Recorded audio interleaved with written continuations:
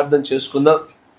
సర్వశక్తి సంపన్నుడా, వాక్యమై ఉన్నటువంటి దేవా, నీవు ఇష్టపడుచున్న వారికి మాత్రమే తప్ప మిగిలిన వారి కోసం కాకుండా ప్రత్యక్షతను అనుగ్రహించుచున్న దేవానికి వందనాలు.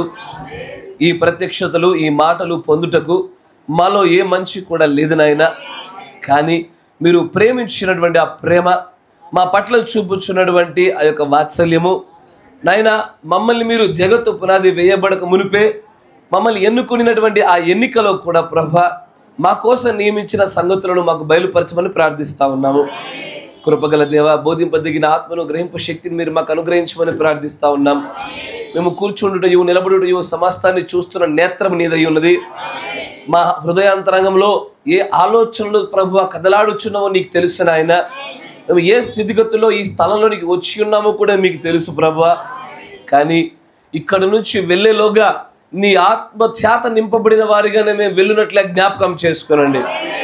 సమస్త విధమైనటువంటి దోషములను, అతిక్రమములను, పాపములను మీరు క్షమించమని నీ పరిశుద్ధాత్మ అభిషేకము గుండా మమ్మల్ని ముందు కొనసాగింప చేయమని ప్రభువైన యేసుక్రీస్తు నామములో ప్రార్థన చేయుచున్నాము. ఆమేన్. దయచేసి కూర్చోండి.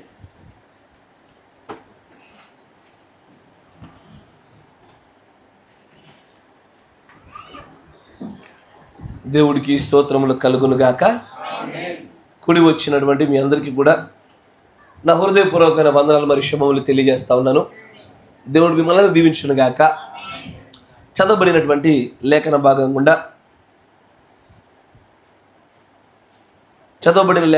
గుండా కొద్ది నిమిషాలు మనం ముందుకు ప్రయాణం చేసినట్లయితే మత్తయి సువార్త 13వ అధ్యాయము 1వ వచనం మొదలుకొని 11వ వచనం వరకు చూసినట్లయితే, యేసు ప్రభు వారు సముద్ర తీరంలో కూర్చున్నప్పుడు ఆయన చాలా సంగతులు అని రాయబడతా ఉంది. అంటే ఏదో ఎదుటివాడు అడుగుచున్న ప్రశ్నకి ప్రత్యుత్తరం ఇచ్చే సమాధానాలు కాదు, కానీ అనేకమైనటువంటి సంగతులను ఒక్కసారిగానే వరుస వెంబడి వరుసగానే చెప్తూ వెళ్తూ ఉన్నారు. ఆయన బోధించుచుండగా ఎప్పుడు చూసినా ఆయన బోధా విధానం పైన ప్రజలందరికీ కన్నులున్నాయి. ఈయన అధికారం కలిగి బోధించుచున్న విధానమే కానీ, ఎవ్వరూ బోధించని కొత్త బోధే కానీ, ప్రతిది కూడా ఈయన చేస్తున్నటువంటి యేసు ప్రభు వారు చేస్తున్న బోధ పైన అందరి కనులు అలాగే ఉన్నాయి. వారు చూస్తున్నటువంటి వారి యొక్క పరిశీలనలో వారు గమనించింది ఏంటంటే, అంటే ప్రతిదీ కూడా ఉపమాన రీతిగానే చెప్తా ఉన్నారు. ఆయన ఉపమానం అంటే నేరుగా చెప్పకుండా దానిని మరొక విషయంతో పోల్చి చెప్పడం అనే ఉపమానం అంటారు. పారబుల్ అంటే ఏదో ఒక మరొక విషయంతో పోల్చి చెప్పడానికి. వారు అడిగారు, అయ్యా నీవు చెప్పాలనుకొనిచున్నటువంటి సంగతి నేరుగానే మాకు చెప్పొచ్చు కదా, ఎందుకని ఈ ఉపమానాలను ఎందుకుంటున్నావు అన్నప్పుడు ఆయన ఇచ్చిన సమాధానము కొంత ఆశ్చర్యాన్ని, కొంతమందికి ఆధిక్యతను కలగజేసే ఆ సమాధానం అది. ఎందుకంటే ఆయన మాట్లాడే మాటల్లో రెండు వర్గాలు చూపిస్తూ ఉన్నారు. ఆయన ఒకటి, ఈ సంగతులు తెలియపరచబడుటకై ఏర్పాటు చేసిన వర్గము, తెలియపరచబడకుండా దాచిపెట్టబడుచున్న మరొక వర్గము. ఒక వర్గమేమో ఆయన చెప్పే ఈ సంగతులు నువ్వే తెలుసుకోవాలి, నీకోసమే రాశాడు ఆయన, నీకోసమే చెప్పారు ఆయన. మరొక వర్గం ఉంది, వారి ఎదుట ఎంతగా మీరు బోధించినా కూడా ఈ విషయాలు వారికి బోధపడు, అది మూర్ఖతగాను వెర్రితనంలా కనబడతా ఉంటుంది అంటాడు పౌలు గారు. ఆమేన్. దానిలో పరలోక రాజ్యంలో ఉండేటువంటి విషయాల్ని ఏవైతే దాచి ఉంచాడో అది ఒక్కొక్కటిగా బయలుపరుస్తున్నాడు ఆయన. ఎప్పుడు గుర్తుపెట్టుకోండి, మర్మమే మనకు సరిపడే జ్ఞానాన్ని ఇచ్చేది. గుర్తుపెట్టుకోండి, మర్మమే మనకు సరిపడే జ్ఞానాన్ని ఇచ్చేది. ఆ జ్ఞానమే మనలను మార్పు చెందించడానికి సరిపడేదిగా ఉపయోగపడేది. మీరు వింటున్నారా? మర్మములు బయలుపరచబడుచున్న కొలది అప్పటి వరకు మర్మంగా దాచి ఉంచిన ఆ సమాచారము, ఆ జ్ఞానము వ్యక్తి నేర్చుకోవడము, ఆ నేర్చుకుని ఆ జ్ఞాన ప్రకారంగా తన క్రియలు, తన భక్తిని కట్టుకోవడము, అది వారికి ఒక ప్రత్యేకమైన ఆధిక్యతను సంతరింపజేయడం జరుగుతుంది. ఇక్కడ ఏ మర్మాలైతే ఆయన చెప్తున్నారో ఇది తెలియని వారు భక్తిలో చాలాసార్లు అటు ఇటు పడిపోవడాన్ని చూస్తారు. ఒక ఉదాహరణకు చెప్తాను. మొట్టమొదటి ఉపమానాన్ని మనం ఎదురుగా చూసాం కదా. రీవిజిటింగ్లో మన సంఘంలో స్థానిక సంఘానికి సంబంధించినటువంటి విషయాలు మాట్లాడుచుండగా 3 ఉపమానాలు గమనించాం. మొట్టమొదటిది విత్తువాని ఉపమానం కదా. విత్తువాని ఉపమానంలో మనం చూసినప్పుడు ఆ విత్తనం ఏదో కాదు కానీ అది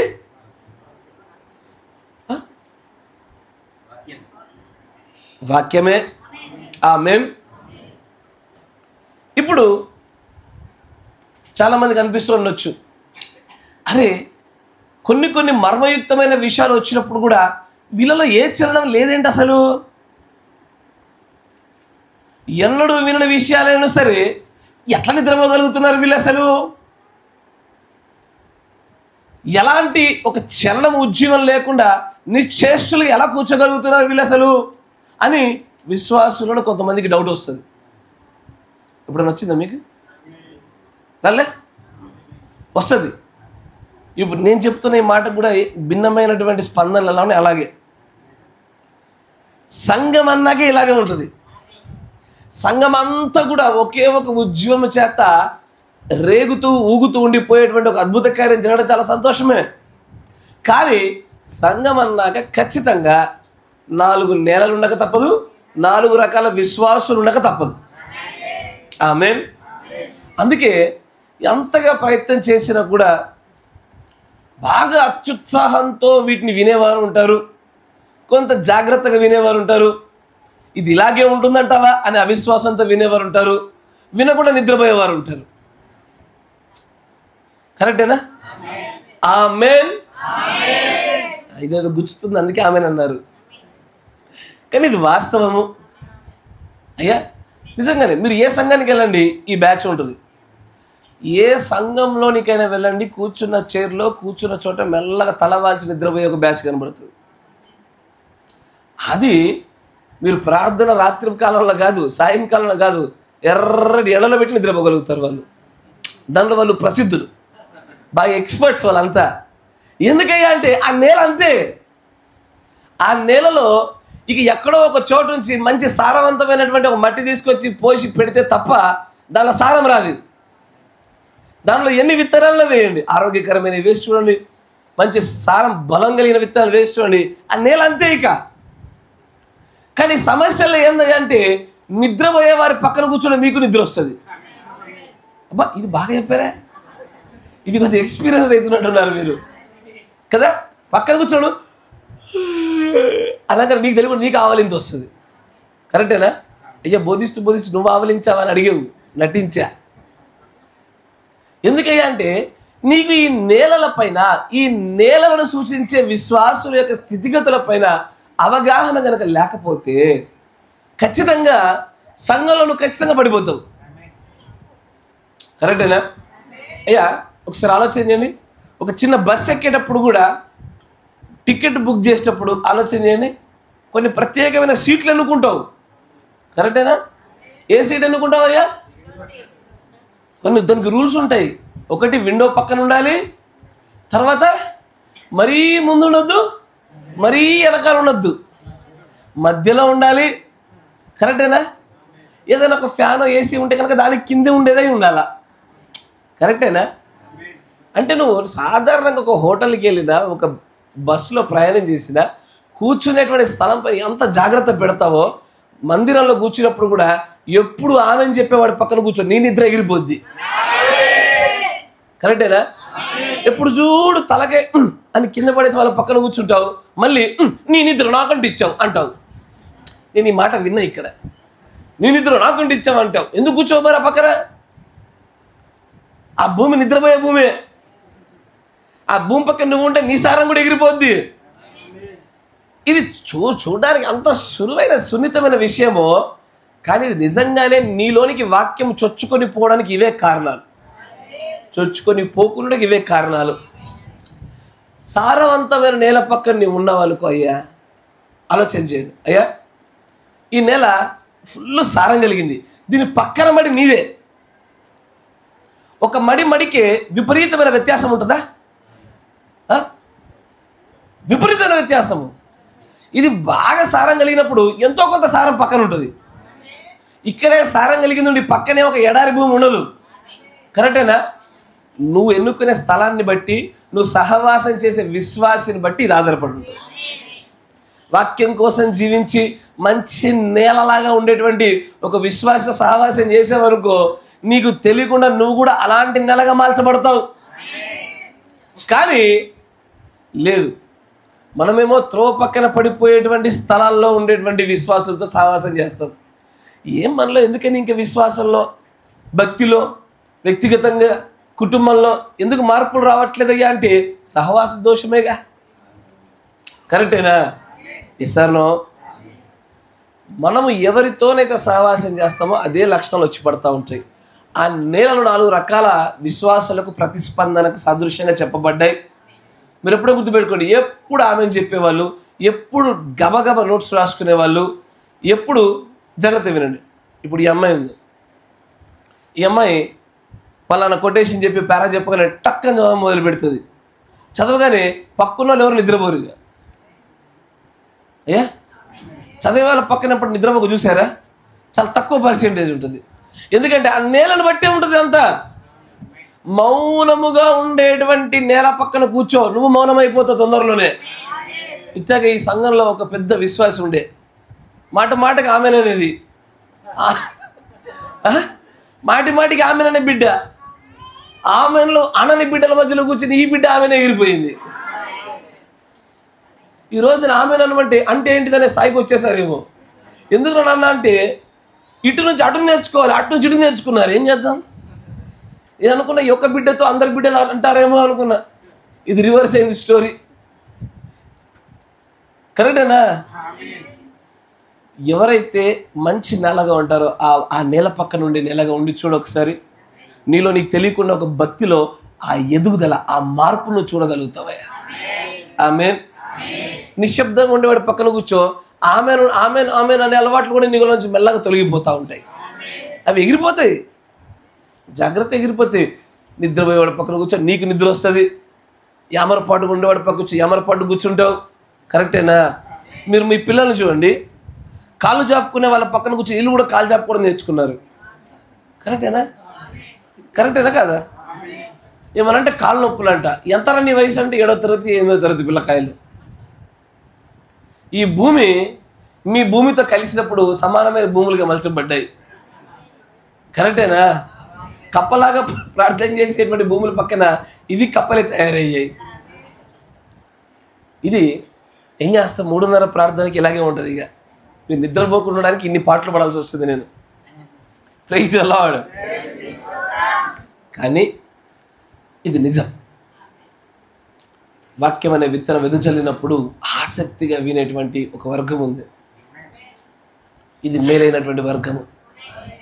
విని ఓకే బాగా చెప్పారు అనుకునే వర్గం ఉంది. ఏం చెప్పాడో అనే వర్గం ఉంది. చెప్పాడా అనే వర్గం కూడా ఉంది. ఇది లాస్ట్ వర్గం. ఇది నిద్రపోతాను అన్నట్టు. అంత అయిపోయాక ఏం చెప్పాడు అంటే చెప్పాడా, ఇది కూడా ఉందా అంటారు అన్నట్టు. ఇది విత్తనాన్ని యొక్క సాదృశ్యంలో మనం ఇదివరకు చూసిన విషయం. రెండో ఉపమానం ఏంటయ్యా? గోధుమలు, గురుగులు. యజమాని గోధుమ పంట వేసినప్పుడు దానిలో శత్రువు వచ్చి కొన్ని గురుగుల్ని విత్తి వెళ్ళిపోయాడు. గోధుమలు దేవుడి బీజము కలిగి ప్రీడెస్టినేషన్లో ముందు నిర్ణయంలో ఉన్న వారికి సాదృశ్యము. గురుగులు దేనికి సాదృశ్యము? శత్రువు యొక్క పన్నాగాలు సంఘంలో పండించడం కోసం నియమించుకున్న తన ప్రతినిధులకు సాదృశ్యం. ప్రతి సంఘంలో గోధుమలు ఉంటాయి, ప్రతి సంఘంలో గురుగులు ఉంటాయి. అయ్యా, ప్రతి సంఘంలో ఉండి తీరాల్సిందే. అరే ఎందుకని పాస్టర్ గారు కొంతమంది తప్పు చేస్తుంటే బాగా శిక్షిస్తారు, కొంతమంది తప్పు చేసినా పెద్దగా పట్టించుకోడు. మీరు గమనిస్తున్నారా? చూసేవాడికి పక్షపాతంలా కనబడుతుంది. చూసే ప్రతి ఒక్కరికి పక్షపాతంలాగే కనబడుతూ ఉంటుంది. ఏంటిది, ఒకరిని ఎక్కువ ఒకరు తక్కువగా చూస్తున్నారేమో అనిపిస్తూ ఉంటుంది. కానీ అయ్యా, పరలోక రాజ్యం మర్మాలను సరిగ్గా గుర్తెరగలిగినప్పుడు దేవుడు తాను ప్రేమించే వారినే అత్యధికంగా శిక్షిస్తాడు. బైబిల్ యొక్క సూత్రాలాగే ఉంటాయి. ఎక్కువగా ప్రేమించే వారిని అధికంగా వాక్యాల చేత కోస్తారు. కరెక్టేనా? నీవు వాక్యం చేత కొయ్యబడుట లేదు, నువ్వు మార్చబడుటకే వాక్యం చేత నువ్వు నిజంగానే కొట్టబడుట లేదు అంటే దాని అర్థము జాగ్రత్త. ఏదో తప్పిదంగా ఉన్నట్లు. ఆమేన్. దుష్టుడు వేసినటువంటి ఆ యొక్క గురుగుల వల్ల జరిగిన కార్యం ఏంటయ్యా అంటే, ఇప్పుడు గోధుమలు గురుగులు రెండు కూడా ఆ నేలలోని సారాన్ని తీసుకుంటున్నాయి. సహవాసంలో పాలిభాగస్తులు అవుతున్నారు, ప్రేమ విందులో పాలిభాగస్తులు అవుతున్నారు. ఇదేనా పత్రికలో రాయబడ్డది? దేవుడి యొక్క కృపను అనేకమైన విషయాలకు దుర్వినియోగపరచువారిగా ఉన్నారు. చివరికి ఈ గురుగులు గోధుమలకు కూడా డ్యామేజ్ జరిగించేంత స్థాయిలో ఉన్నాయి. లేచి నిలబడు. అయితే తిరుగుతావు, లేదా పంటవు. లే, నిలబడు. సపోర్ట్ చేయండి రా ముసలివాడు. చేతులు కట్టుకో, నన్ను చూడండి. Praise the lord. అయితే ఈ సూత్రాన్ని మీరు మర్చిపోకూడదు. ప్రతి సంఘం నుండి తీరుతాయి. అయ్యా, నేను ఒక అద్భుతమైన సంఘాన్ని ఎన్నుకుంటా, ఈ సంఘంలో అందరూ పరిశుద్ధులే ఉండాలి. ఇక్కడ దొరకదు, అది పరలోకంలో ఉంది. అది ఇక్కడ ఉండదు. అది ఈ భూమి మీద గోధుమలు గురుగులు రెండు ఉండినటువంటి సంఘాలే ఉంటాయి. కానీ ఎత్తబాటు జరిగిన సందర్భంలో కేవలం గోధుమలు మాత్రమే ఉండే సంఘాన్ని అప్పుడు చూస్తాం. ఆ సూపర్ చర్చ్ తయారీలోనే ఇప్పుడు కాలం జరుగుతూ ఉంది. అప్పటి వరకు కూడా ఈ భూమి మీద ఏ సంఘానికైనా వెళ్ళు, ఈ 4 రకాల విశ్వాసులు ఉండే సంఘాలే ఉంటాయి. ఈ 2 రకాల జాతులు కలిగినటువంటి, ఒకటి దేవుని బీజము, మరొకటి సాతాను బీజం కలిగిన వ్యక్తులే ఉండి తీరుతారు. దీన్ని తప్పించుకోలేము మనం. అన్ని చోట్ల ఇవే ఉంటాయి. అంతేనా? దీన్ని గుర్తెరగలేదనుకో పొరపాటు అయిపోతాం, తప్పటి అడుగులు వేస్తాం. తర్వాత ఇంకొచ్చే ముందుకు రండి. తర్వాత 3వ ఉపమానం ఏంటి చెయ్య?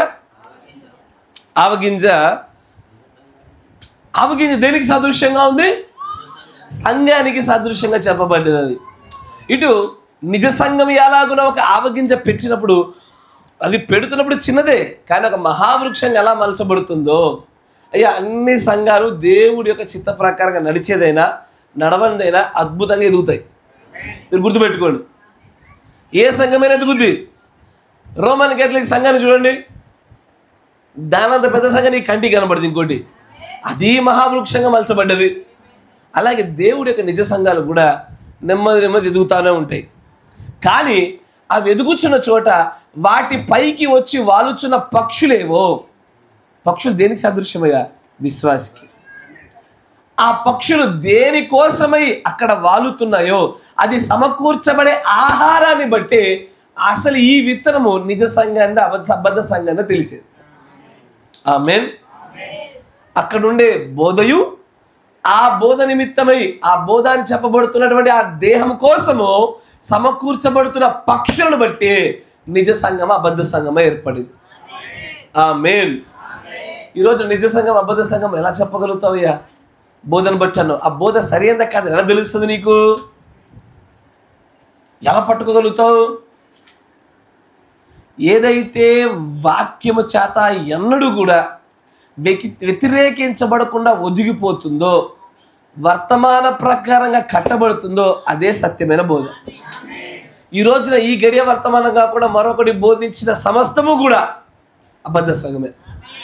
అది ఏదైనా సరే, ఈ వర్తమాన ప్రకారంగా బోధించని తృణీకరించి ఏ విషయమైనా సరే అది సరైనటువంటి సంఘము కాదయ్యా.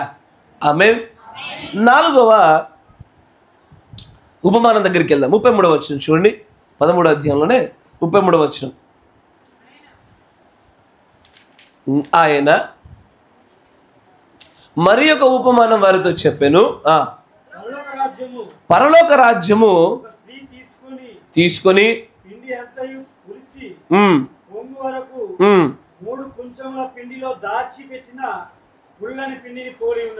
పుల్లని పిండిని పోలి ఉన్నది.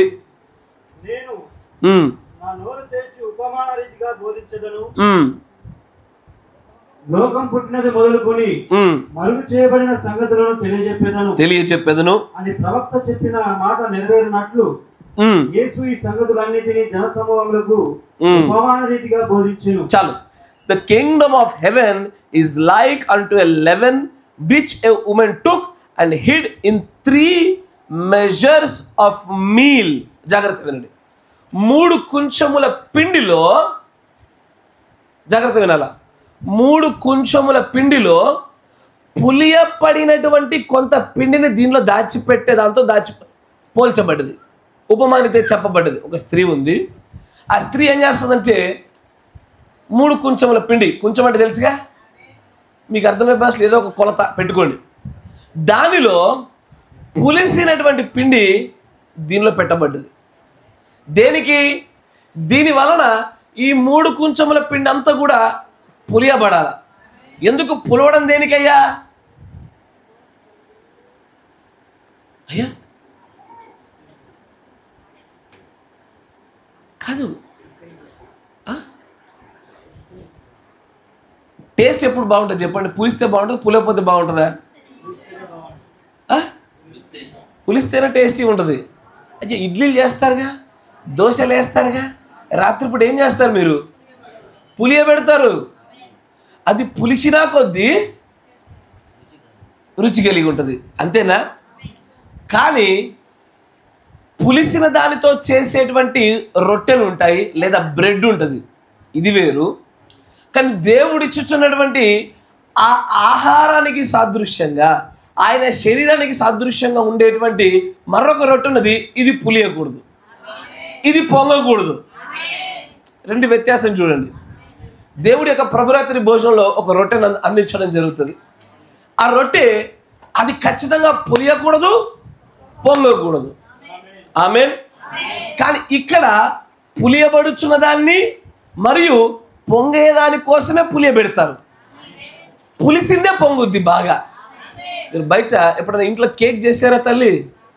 కేకులు ప్రయత్నించినప్పుడు మీరు చూస్తే, అయ్యో మీకు పెట్టలే ఎప్పుడు చేసి, అయ్యయ్యో దాంట్లో అది చక్కగా పొంగాలంటే అది పులియాలి. మొదటిగా పులిస్తేనే చక్కగా పొంగుద్ది, కరెక్టేనా?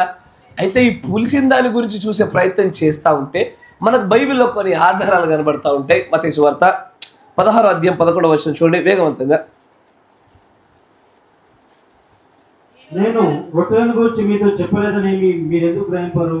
దేవుడు అక్కడ రొట్టెల గురించి మాట్లాడుతుంటే శిష్యులు అనుకుంటున్నారు ఈయన తినే రొట్టెల గురించి మాట్లాడుతున్నాడేమో అని శిష్యులు పొరపాటు పడుతున్నారు. అప్పుడు యేసుప్రభువు అంటారు, అయ్యో ఎప్పుడు చూసినా నేను తినే రొట్టెల గురించి మాట్లాడుతున్నాను అనుకుంటున్నారా?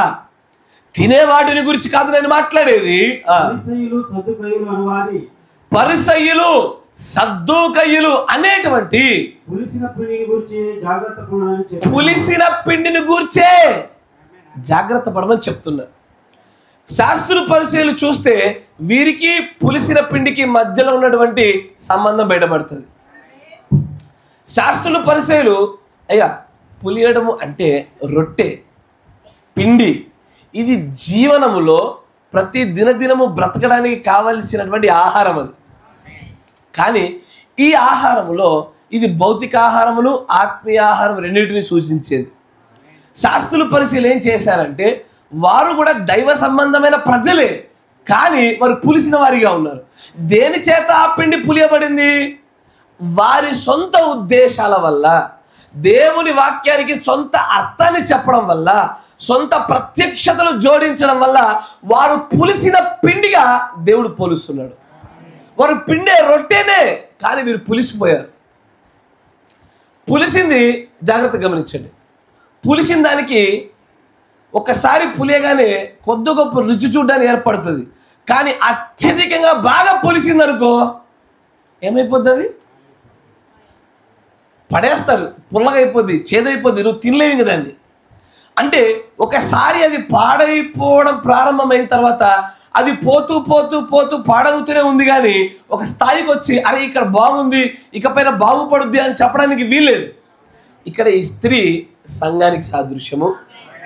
ఈ సంఘానికి సాదృశ్యమైన ఈ స్త్రీ 3 కుంచముల పిండి, అయ్యా జాగ్రత్త వినాలా, 3 కుంచముల పిండి 3 దేనికి సాదృశ్యమయ్యా అంటే త్రిత్వానికి సాదృశ్యం. మీరు వింటున్నారా? త్రిత్వం అనేది బైబిల్లో ఉందా? అయ్యా త్రిత్వం బైబిల్లో ఉందా లేదా? ఉందంటే బాధ, లేదంటే బాధ అన్నట్టు మొహం పెట్టారే. 3 దేవులు లేరు, 3 కార్యాలయాలు ఉన్నాయి. ఈ 3 కార్యాలయాల్లో పులిసినటువంటి ఒక సొంత మనుషుల నికోలాయితుల యొక్క సొంత ఉద్దేశమైనటువంటి ఒక పులిసిన పిండిని 3 కుంచముల పిండికి జోడించి 3 కార్యాలయాలు కాదు 3 దేవులను జోడించారు. ఇక్కడ మీరు వింటున్నారా? 3 కార్యాలయాలని మంచి పిండికి లేదు 3 దేవులని పులిసిన పిండిని జోడించి మొత్తం పిండి అంతటిని పులిసింపజేశారు. ఇప్పుడు ఇది చేసినటువంటి ఏకైక సంఘము మొట్టమొదటిగా రోమన్ క్యాథలిక్ సంఘమే. అందుకే ఇక్కడున్న ఈ స్త్రీ ఎవరికో సాదృశ్యం కాదయ్యా, సంఘానికి సాదృశ్యం. ప్రాముఖ్యంగా ఫాల్స్ చర్చ్, తప్పుడు సంఘానికి సాదృశ్యం. అంటే దేవుడు ఏం చూపిస్తున్నాడంటే ఒక తప్పుడు సంఘం ఎల్లవేళలా దేవుడి యొక్క నిజమైనటువంటి సిద్ధాంతంతో ప్రారంభించి దానిలో ఎవరికి తెలియకుండా దాని యొక్క వ్యక్తిగతమైనటువంటి సిద్ధాంతాలు జోడించి పెడుతుంది. ఎవరికి వెంటనే ఏర్పడదు. అది ఎప్పుడు బయటపడుతుంది అంటే పులిసినా కొద్దీ. పులియాలంటే కాలం గడవాల, కరెక్టేనా? పులియాలంటే కాలం జరుగుతూ ఉండాల. కాలక్రమేణా నెమ్మదిగా ఆ పెట్టిన పులిసిన ముద్ద, మంచి ముద్ద అయినటువంటి 3 కుంచముల పిండిని పూర్తిగా పాడు చేసి అప్పుడు దాని నిజ స్వరూపాన్ని బయట పెడుతుంది అది. అందుకే ఒక సంఘమే కానీ, ఒక కాపరే కానీ, ఒక బోధే కానీ, ఒక విశ్వాసే కానీ కాలక్రమేణా వారితో పాటు ప్రయాణం చేస్తున్న కొలది నిజ రంగులు బయటపడతాయి. అది ఏ సంఘమైనా సరే, ఏ బోధైనా సరే. ఒక బ్రదర్ నాకు ఫోన్ చేశారు. ఆయన అన్నాడు, బ్రదర్ దగ్గరలో ఒక సంఘానికి వెళ్ళిన బ్రదర్, ఎంతో అద్భుతంగా వర్తమానం చెప్తున్నారు బ్రదర్, చాలా బాగుంది బ్రదర్ అన్నారు. అప్పుడు నేను చెప్పాను, సరే జాగ్రత్త, ప్రారంభ దినాలు అన్నీ ఇలానే ఉంటాయి. ప్రారంభంలో 3 కుంచముల పిండి అద్భుతంగా కనబడుతుంది. దానిలో దాచిపెట్టినటువంటి చిన్న పులిసిపోయినటువంటి ఆ ముద్ద నీ కంటికి కనబడదు. అది ఒక రోజున కనబడిన దినంలో నీకు అసలైనది బయటపడుతుంది. ఇప్పుడు మొత్తం అంతా ముద్దంతా పులియలేదు కాబట్టి నీకు తెలియలే అనేసరికి నెమ్మదిగా అద్భుతం, అసలు ఏం వర్తమానాలు ఇవి, అరే అసలు ఒక్కొక్కటి వింటుంటే అసలు ఒళ్ళంతా జలదిరిచిపోతా ఉందయ్యా. సరే మంచిది. కొంతకాలం చూస్తూ ఉంటే ఆ ప్రత్యక్షలు ఎక్కడ దగ్గర పోయినాయంటే ఈ గడియ వర్తమానీకుడే క్రీస్తు అనే కాడికి వచ్చింది. అది ఏంటిది? ప్రారంభంలో చూస్తుంటే ఆ 3 కుంచముల పిండి పులియక మును బాగానే కనబడింది. ఈ కొంచెం పులిసింది మొత్తం పిండి అంతటిని పులిపింపజేసేసరికి అప్పుడు ఆ సంఘం యొక్క నిజ స్వరూపం బయటపడ్డది. అందుకే ఏ సంఘమైనా సరే అది బయటపడాలంటే వెంటనే బయటపడదు. కాలానుగుణంగా నెమ్మదిగా దాని బోధనని పరిశీలిస్తూ ఉంటే నువ్వు నిజంగానే దేవుడి యొక్క వివేచన శక్తి కలిగి ఉంటే ఆ 3 కుంచముల పిండి పూర్తిగా పాడవక ముందే దానిలో పెట్టిన ఆ కొంచెంగా పులిసిపోయిన ఆ ముద్దను చూడగా నువ్వు గుర్తుపట్టగలుగుతావు. ఎప్పుడు నీ వివేచన స్థాయి ఉన్నతమైన స్థాయిలో ఉంటే. కానీ అప్పుడు కనుక దాన్ని పట్టుకోలేకపోయినప్పుడు ఇది మిగిలిన 3 కుంచముల పిండి అంతటిని కూడా పాడు చేసే వరకు చూసావనుకో, అప్పుడు నీకు అర్థమైపోద్ది ఏమని, అయ్యా ఇదే సంఘము ఇదే బోధ తెలిసిపోద్ది. కానీ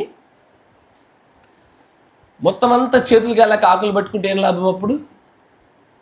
అందుకే ముందుగానే దేవుడి యొక్క ప్రవక్త ద్వారా అనేకమైన చోట్లను పరిశుద్ధ పౌలు గారి ద్వారా కూడా దేవుడు చెప్తా ఉంటారు, ప్రతి ఆత్మను నమ్మక అవి దైవ సంబంధమైనవో కావో అని పరీక్షించండి. మొట్టమొదటిగా ప్రారంభంలో ప్రతి నిర్ణయం చక్కగానే కనబడుద్ది, కరెక్టేనా? అయ్యా ఒక సంఘం కానీ ఒక బోధ కానీ ఇది సరైనదా కాదా తెలియడానికి ఎంత టైం పడుతుంది చెప్పండి? మీ ఊహాగానాలకు అప్ప చెప్తా ఉండా ఎంత సమయంలో గుర్తుపట్టవచ్చు?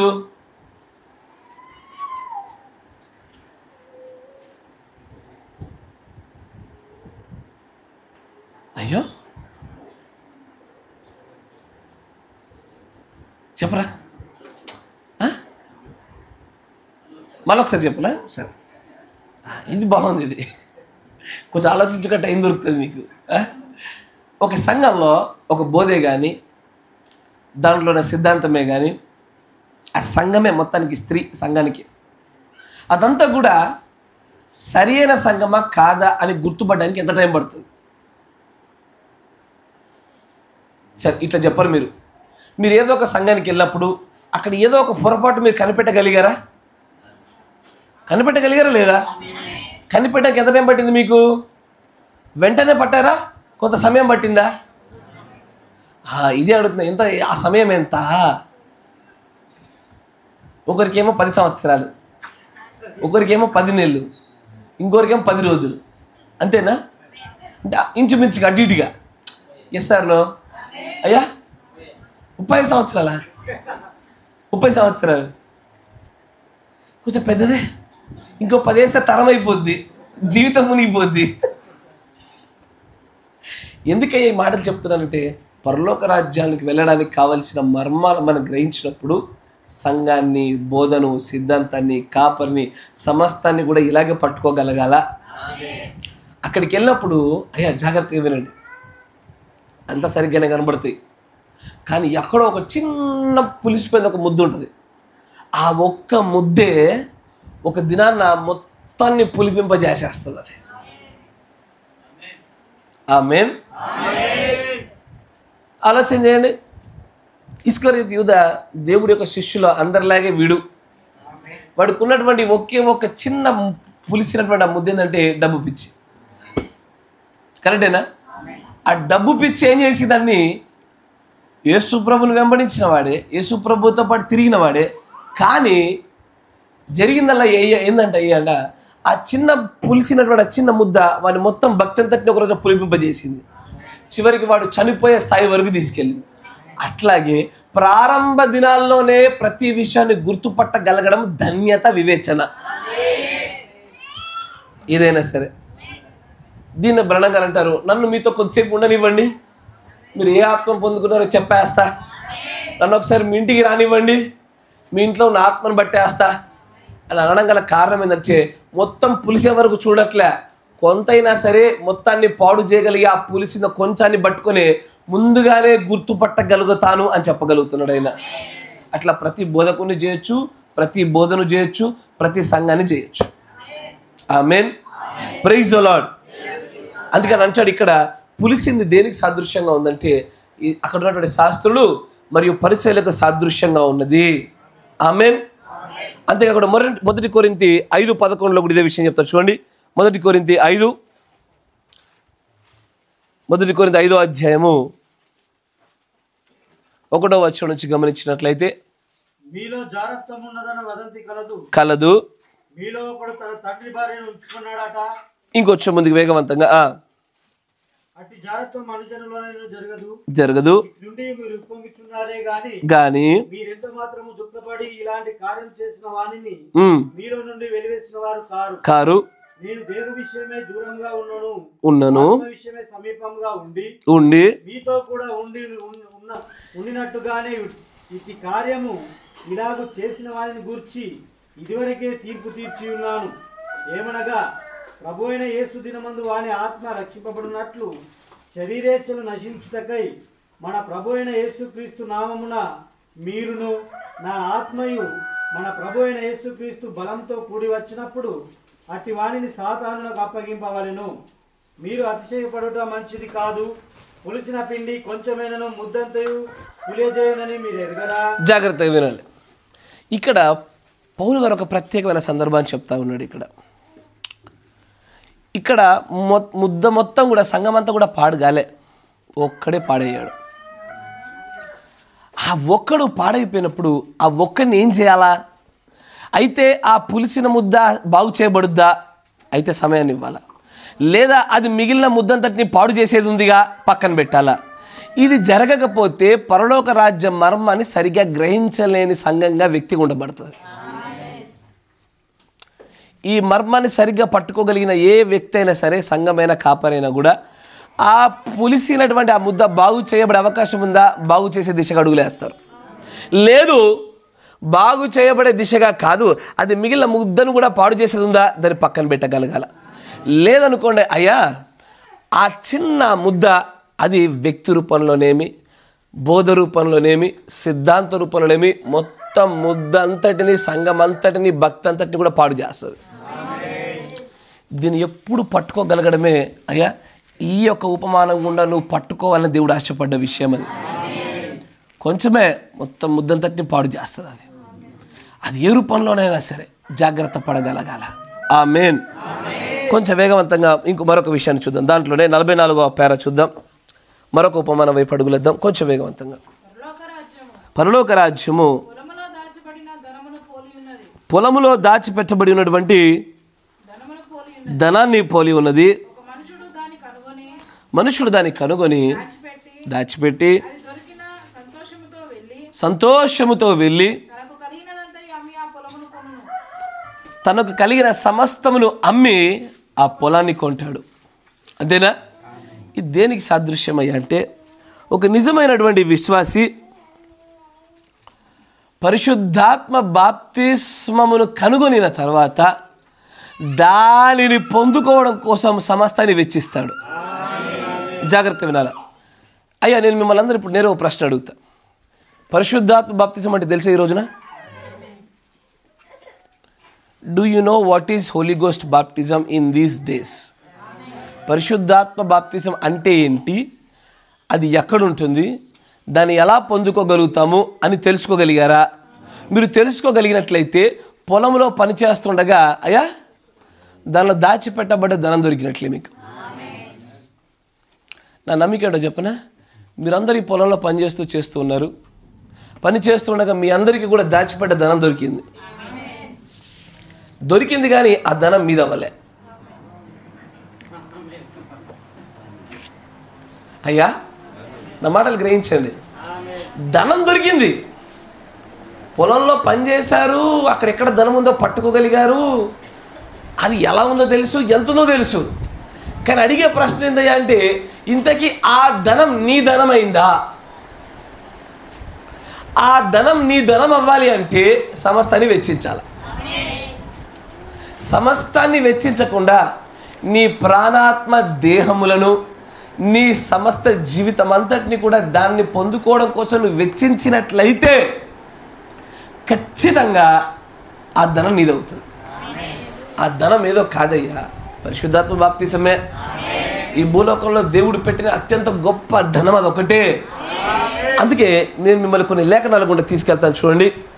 అందుకే అంటాడు 2 కొరింథీ 4:6 చూడండి. 2 కొరింథీ 4:6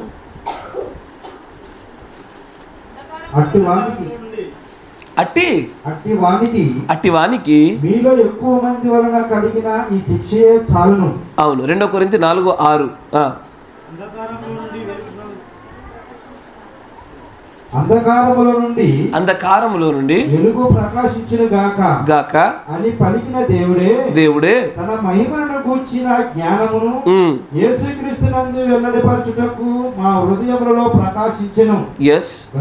కనుక మేము మమ్మలను గూర్చి ప్రకటించుకొనుట లేదు గాని క్రీస్తు యేసును గూర్చి ఆయన ప్రభువనియు మిమ్మల్ని గూర్చి యేసు నిమిత్తము మేము మీ పరిచారకులమని ప్రకటించున్నాము. ఆమేన్. కంటిన్యూ. అయినను ఆ బలాధిక్యమును మా మూలమైనది కాక దేవుని దయ ఉన్నట్లు మట్టి ఘటములో ఈ ఐశ్వర్యము మాకు కలదు. ఎటుపోయినను శ్రమ పడుచున్నను ఇరికింపబడుచున్న వారము కాము.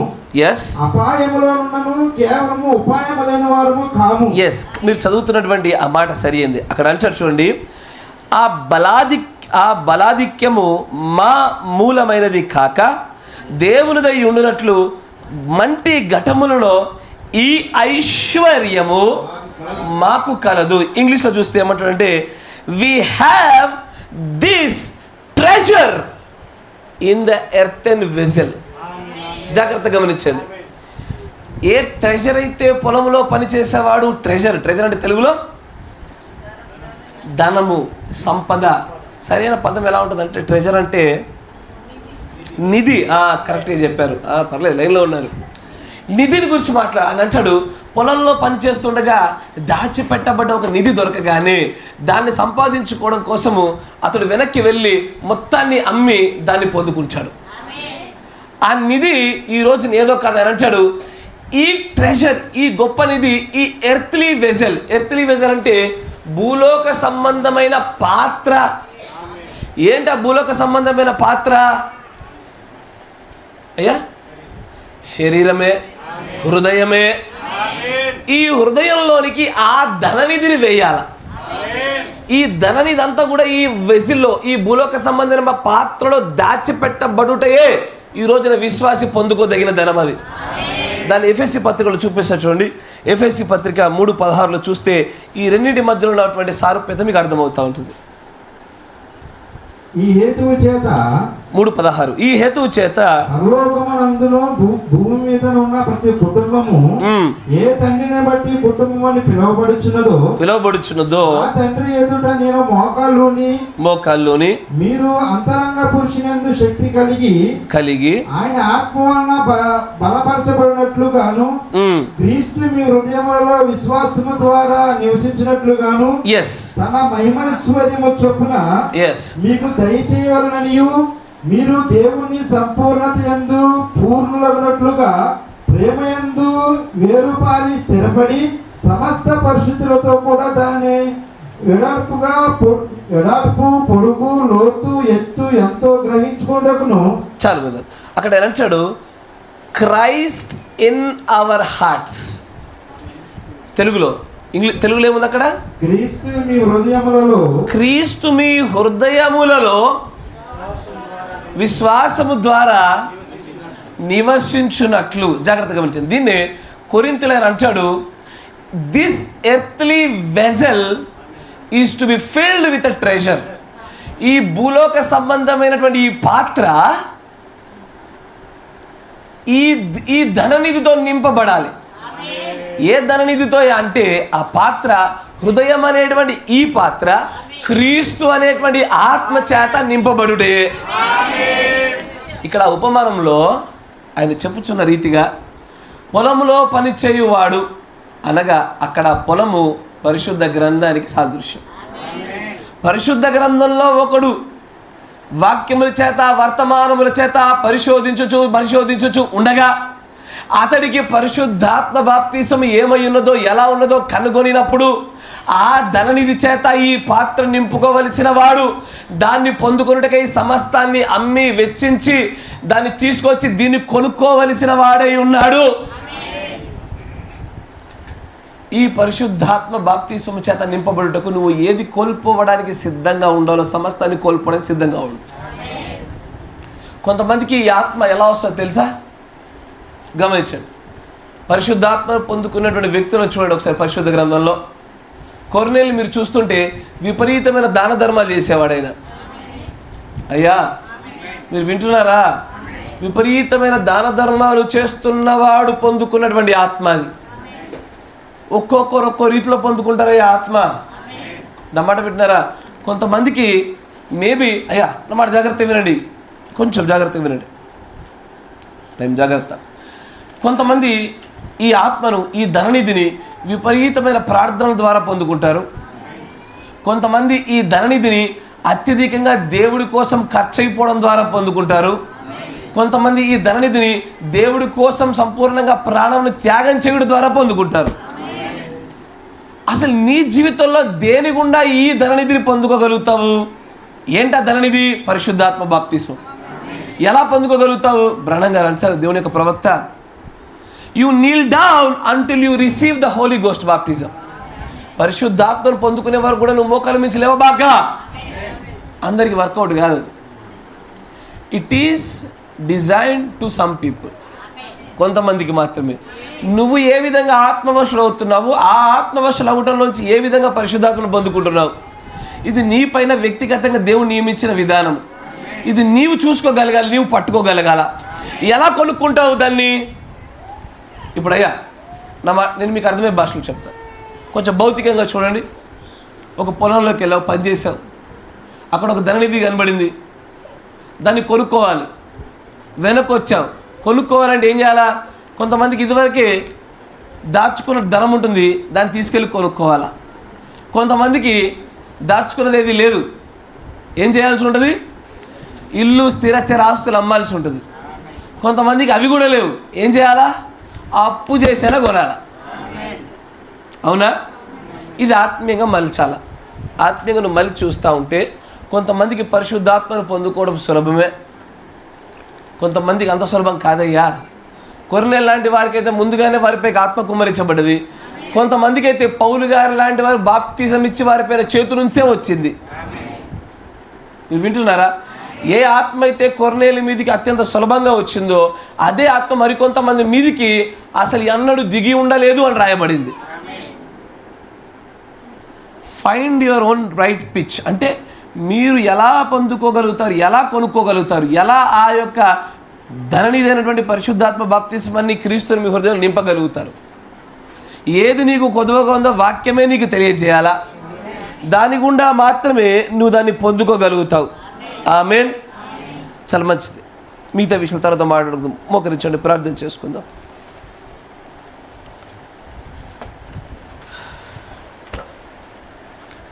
మన మధ్యలో ఉన్న సహోదరులు మోషే దగ్గర ప్రార్థన చేస్తారు.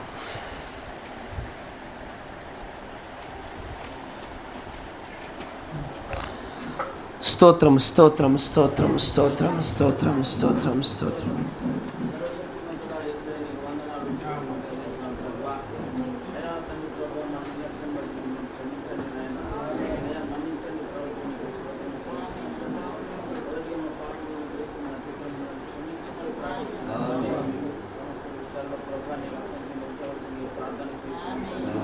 కృపగల తండ్రి, దయగల రాజా, నీకు స్తోత్రము చెల్లించిన ప్రభా, ఈ మధ్యాహ్న కాల సమయంలో తండ్రి ప్రభా మన నాయన ఇదిగో తండ్రి ప్రభా నువ్వు వాక్యం ద్వారా మాట్లాడినటువంటి దేవుడు ప్రభా, మన నాయన పరలోక సంబంధమైనటువంటి మర్మాల గురించి మా మధ్యలో మాట్లాడిన రీతిని బట్టి నీకు స్తోత్రము చెల్లించిన ప్రభా. అవును తండ్రి ప్రభా, మన నాయన మీ యొక్క రాకడ అతి సమీపంగా ఉంటుండగా ప్రభా, ఇదిగో మేము తలను పైకెత్తుకున్న వారిగా ఉంటుండగా ఉండవలసిన వారుగా ఉండగా ప్రభు నాయన తండ్రి ప్రభా మనం క్షమించవలసిందిగా ప్రార్థిస్తున్నామయ్యా. అయ్యా మన్నించవలసిందిగా ప్రార్థించున్నాం తండ్రి.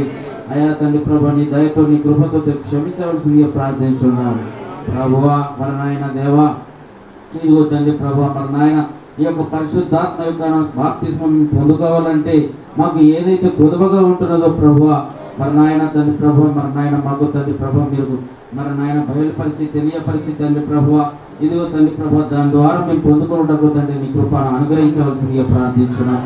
నీ ఏ విధము చేతనైన తండ్రి ప్రభువా ఇదిగో నీ యొక్క పరిశుద్ధాత్మ యొక్క బాప్తిస్మమును పొందుకునే వారిగా ఉండడం నీ కృప అనుగ్రహించవలసిందిగా ప్రార్థించున్నాం ప్రభు. నాయన ఆత్మ లేని వారు నా వారు కాదంటున్నావు ప్రభువా, నాయన క్షమించవలసిందిగా ప్రార్థించున్నాం తండ్రి. నాయన నీ యొక్క ఆత్మను మాకు అనుగ్రహించవలసిందిగా ప్రార్థించున్నామయ్యా. ఇదిగో తండ్రి ప్రభా మన నాయన ఇదిగో తండ్రి ప్రభా పొలంలో దాచబడి ఉన్నటువంటి ఆ యొక్క నిధిని తండ్రి ప్రభా పొందుకోవాలంటే తండ్రి ప్రభా ఇదిగో తండ్రి ప్రభా ఈ మానవ శరీరంలో ఈ హృదయం అనేటువంటి దానిలో తండ్రి ప్రభా ఈ యొక్క పరిశుద్ధాత్మను పొందుకోవాలంటే తండ్రి నాయన ఏదైతే కొరతగా ఉంటున్నదో ప్రభువా అది మాకు తెలియపరిచి నాయన ఏ విధము చేతనైన తండ్రి ప్రభా నీ యొక్క ఆత్మను పొందుకోవడం సహాయం చేయి తండ్రి. నాయన సమస్తములు తండ్రి ప్రభా అమ్ముకునేను సరే ప్రభువా మరి నాయన నీ యొక్క పరిశుద్ధాత్మను బాప్తిస్మము పొందుకోవటకు నీ కృప మా అందరికి అనుగ్రహించమని ప్రార్థిస్తూ ఉంటున్నాం తండ్రి. నాయన తండ్రి ప్రభు మరి నాయన సమస్త విషయాల్లో తోడుగుండు ప్రభువా నీ వాక్యమును తండ్రి ప్రభు నీ వాక్యం చేతనే తండ్రి ప్రభు మమ్మల్ని అందరినీ తండ్రి ప్రభు మరి నాయన మీరు సరిచేయవలసిందిగా ప్రార్థించుంటున్నాం తండ్రి. నాయన మీరే కృప చూపు సాయం చేసి నడిపించి మహిమయో ఘనతయు ప్రభావాలు పొందుకోమని ఇదిగో నాయన తండ్రి ప్రభు మరి నాయన మీరే తండ్రి ప్రభా సమస్తమును జరిగించమని ప్రభావములు చెల్లిస్తూ ప్రభు అయిన యేసుక్రీస్తు నామములో ప్రార్థన చేయించున్నాను. మహాపరిశుద్ధుడా, సర్వశక్తి సంపన్నుడా, ఇంతవరకు మీరు తోడుగా ఉండిన విధానాన్ని బట్టి మమ్మల్ని స్తుతిస్తూ ఉన్నాము. దయచేసి ప్రభా మా బలహీనతను మీరు క్షమించండి నాయన. నిజంగానే ఆ పరలోక రాజ్యం మర్మమును గ్రహించడంలో మేమందరం కూడా మెలకువలు కలిగిన వారికి ఉండలాగిన సహాయం దయచేయండి. మాకు కావలసినటువంటి ఆ యొక్క జ్ఞాన వివేచన శక్తిని మా అందరికి అనుగ్రహించమని ప్రార్థిస్తూ ఉన్నాము నాయన. మా హృదయంలో ఆ ధననిధితో ఎలాగ నింపాలనే విషయాన్ని ప్రభా మీ చిత్తానుసారంగా భవిష్యత్ దినాల్లో మీరు మాతో మాట్లాడమని ప్రార్థిస్తూ ఉన్నాము. కనికరం చూపండి ప్రభా. జరగనే ఉన్న ప్రేమ విందులో కూడా మీరు తోడుగా ఉండండి ప్రభుని యేసుక్రీస్తు నామములో ఆహార పదార్థంలో కూడా పరిశుద్ధపరచబడును గాక. ఎవరి ద్వారా అయితే ఆహారంలో వచ్చిన వారందరినీ దీవించండి, ఆశీర్వదించండి. అంతేకాకుండా ఈ సంఘంలో సైక్యతను నీ ఆత్మ వల్ల కలుగుతున్న బంధాన్ని మీరు మరింతగా బలపరచమని మేము ప్రార్థిస్తూ ఉన్నాం ప్రభా. మీరు కృప చూపండి, స్థిరపరచండి నాయన. పరిచారం చేస్తున్న ప్రతి ఒక్కరిని కూడా మీరు ఆశీర్వదించండి. మీలో గొప్పవాడిగా ఉండవలసిన వాడు ప్రతి ఒక్కరికి పరిచారం చేయాలని మీరు సెలవిచ్చున్నట్టుగానే మీరే ఆ గొప్ప కార్యాన్ని జరిగింపజేసి కృప చూపి బలపరిచి స్థిరపరచమని, ఈ సంఘాన్ని మరింతగా ప్రభు ఆత్మీయమైనటువంటి ఎదుగుదలలోకి మీరే కొనసాగింపజేయమని ప్రభు అయిన యేసుక్రీస్తు నామంలో ప్రార్థన చేయుచున్నాము. Amen, amen, amen. God bless you. దేవుడు మిమ్మల్ని అందరినీ దీవించును గాక.